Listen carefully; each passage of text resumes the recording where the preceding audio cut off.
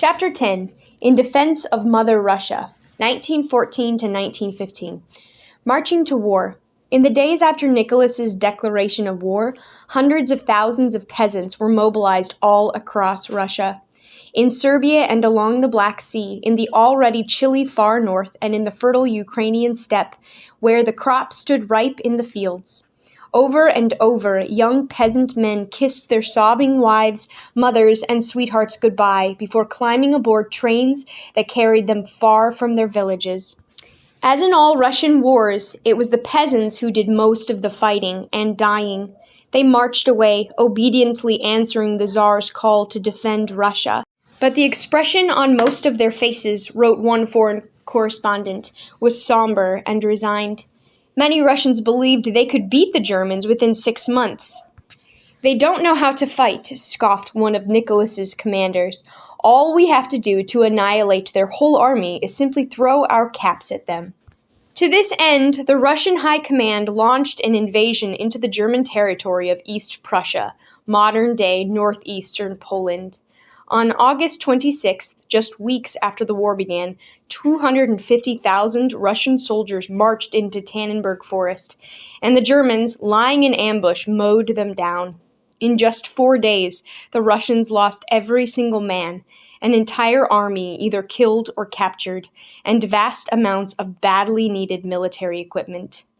The Russians did better against the Austrians, taking the province of Galicia, between the borders of modern-day Poland and Ukraine, in mid-August, as well as several Carpathian mountain passes before Christmas.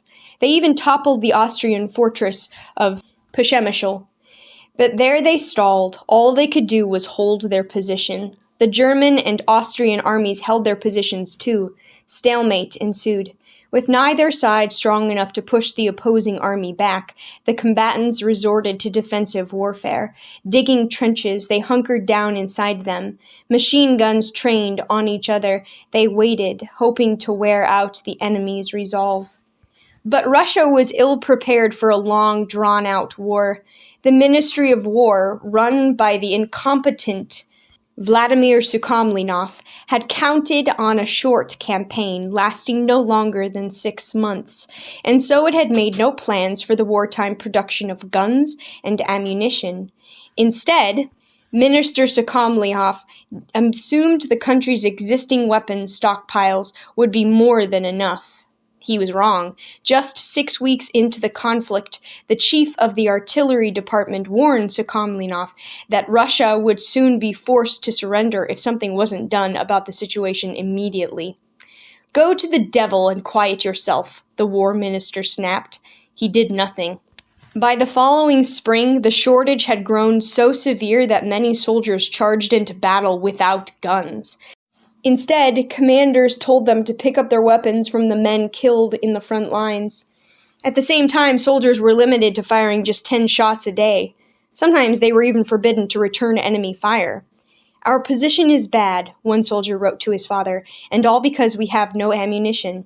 That's what we've got to do, thanks to our Minister of War making unarmed people face up to the enemy's guns because we don't have any of our own. That's what they have done." Those Russian troops stalled on the top of the Carpathian Mountains now found themselves without enough ammunition to push forward. All they could do was hold the ground they'd taken. Their commander, Alexei Brusilov, repeatedly telegrammed the War Ministry for ammunition.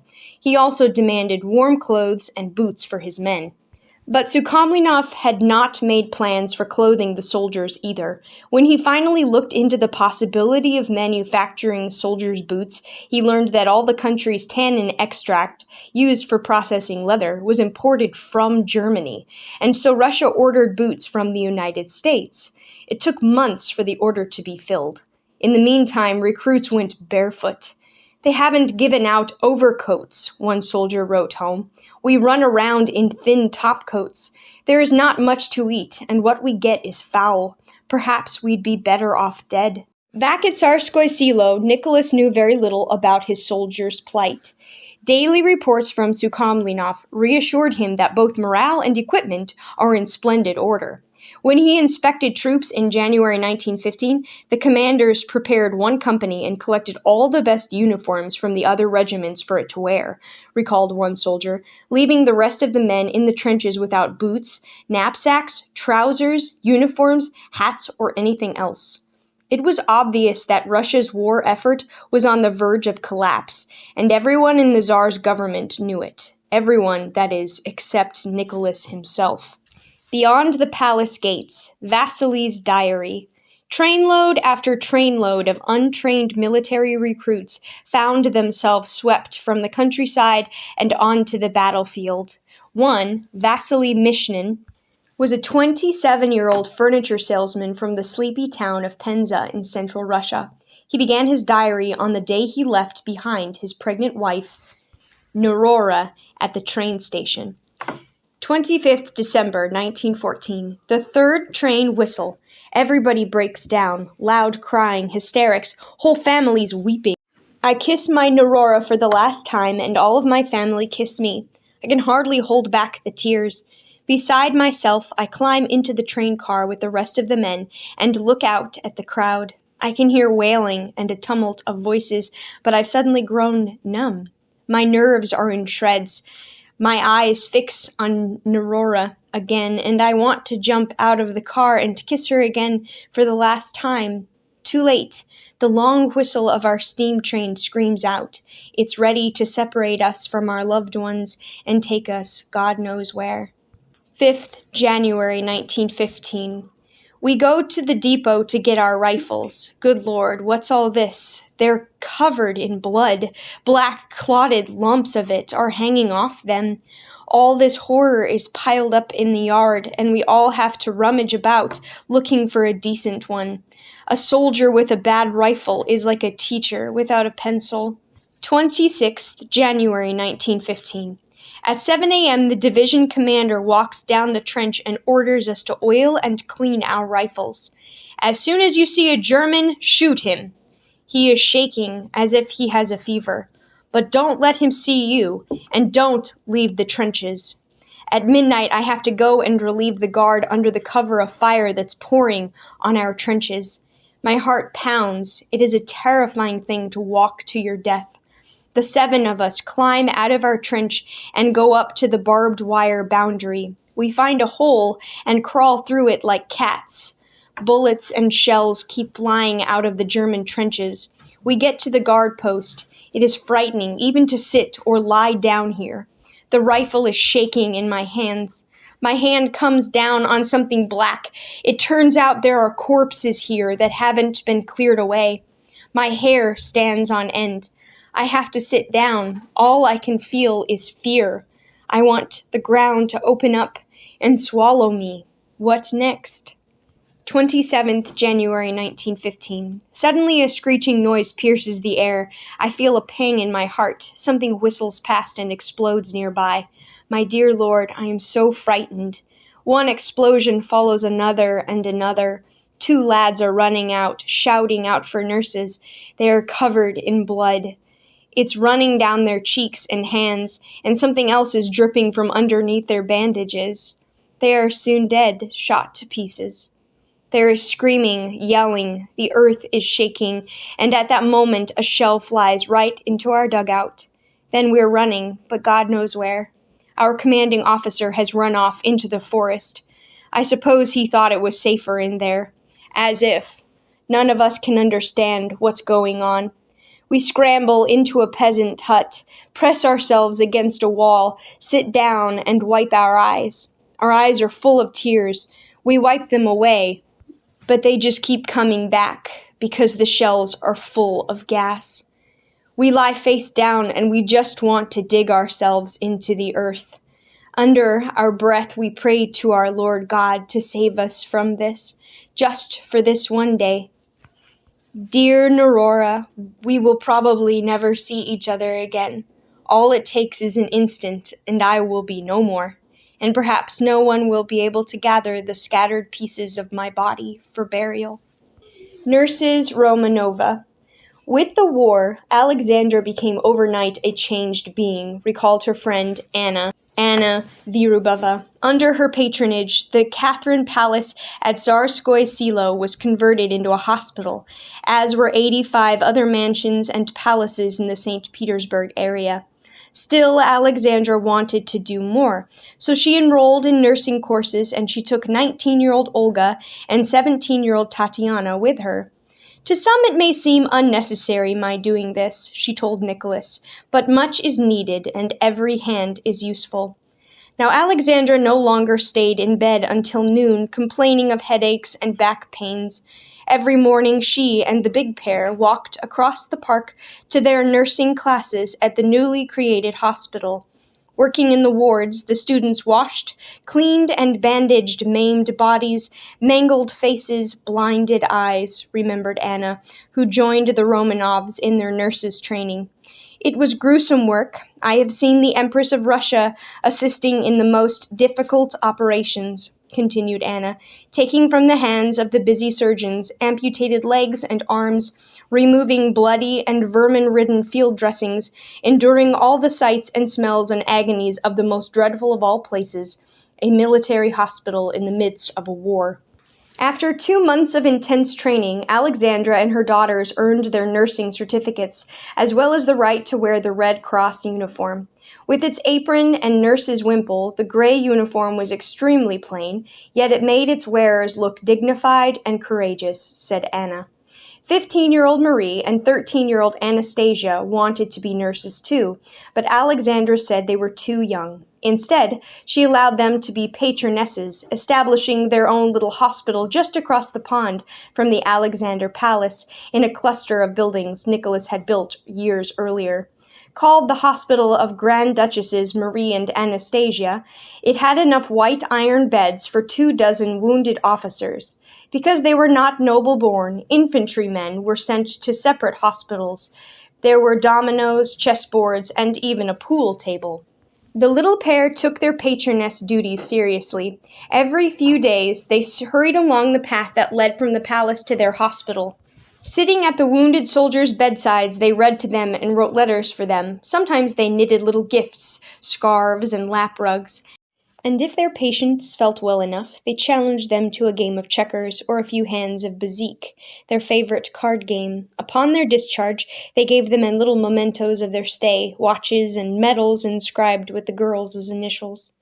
Hospital work was fun at first, especially for girls who had lived so long in isolation. There was a concert at our hospital, Anastasia told her father. There were singers and then dancers. Everyone applauded at the end. But the reality of war soon pushed its way into their little hospital. Every day, Red Cross trains brought hundreds of wounded and dying men from the front. Moaning and bloody, their flesh burned and torn, they called out, "Stand near me, hold my hand that I may have courage." The girls did. 2 more poor things dead, Anastasia now mournfully told her father. I sat with them only yesterday. The war grinds on. In May 1915, after a long winter of being mired in the trenches, a combined Austrian-Germany force attacked the Russian troops, still hunkered down in the Carpathian Mountains. 1,000 shells a minute pounded the Russians' trenches. Terrified troops jumped up and ran back weaponless, recalled one German soldier. In their gray fur caps and fluttering unbuttoned coats, they looked like a flock of sheep in wild confusion. The Russians tried to make a stand, but without supplies or ammunition, they finally retreated, giving up the hard-won territory they'd spent the winter defending. But the enemy kept coming, pushing the Russians farther and farther back.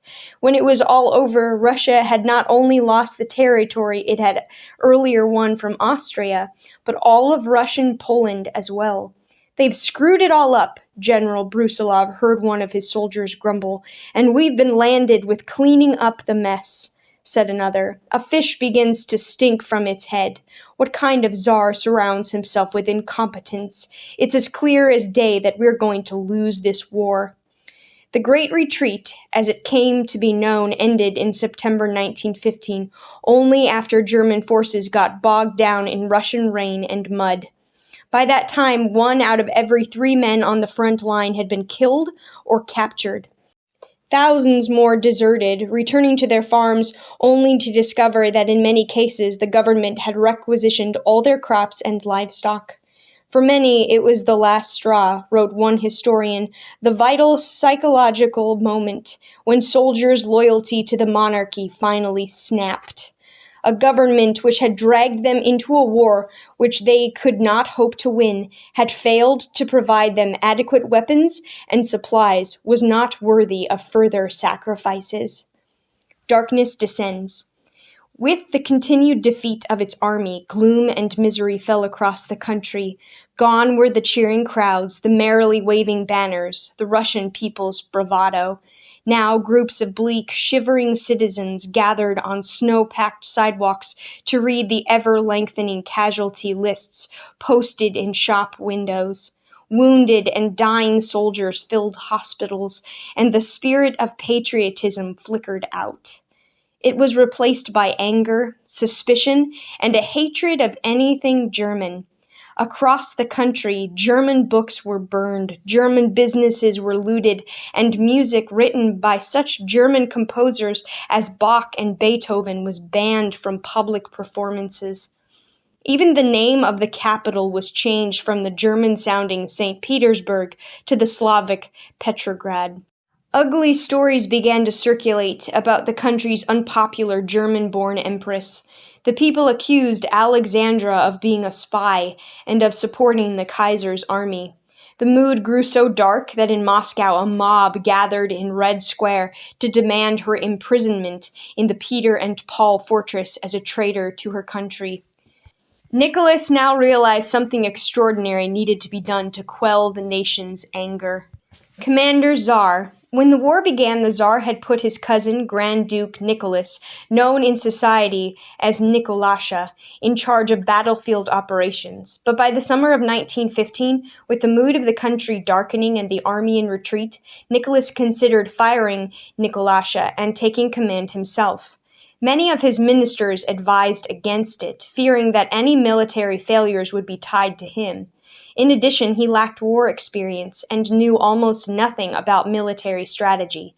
Still, Nicholas believed he was the people's Batyushka Tsar, and just his presence, symbolic and emotional, would spur the soldiers to even fiercer fighting.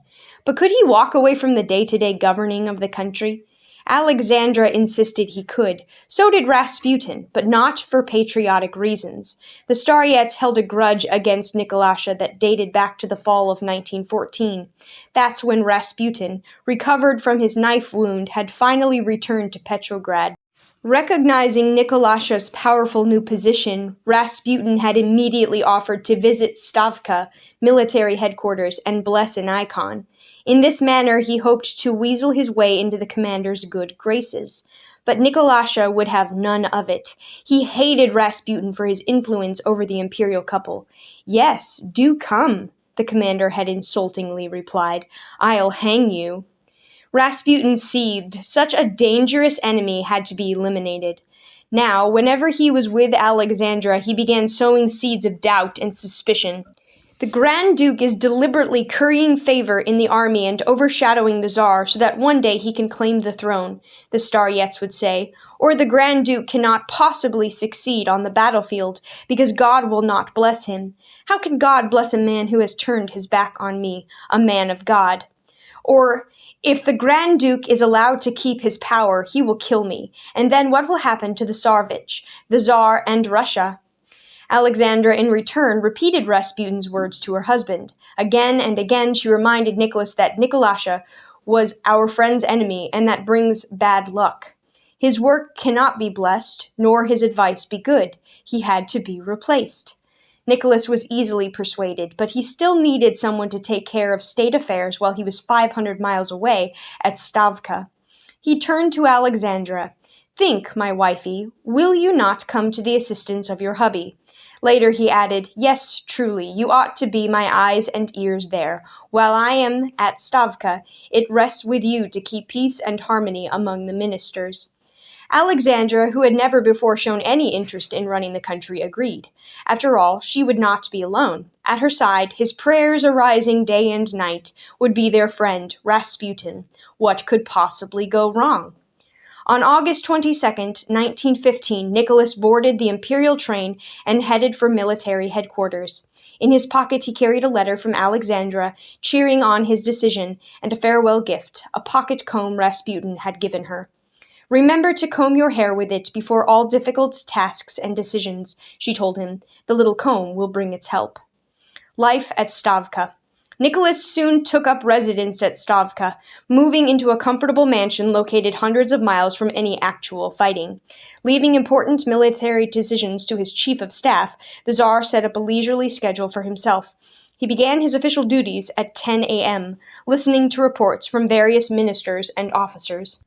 After that, he had lunch, followed by 2 hours for walks, naps, or car tours of nearby troops.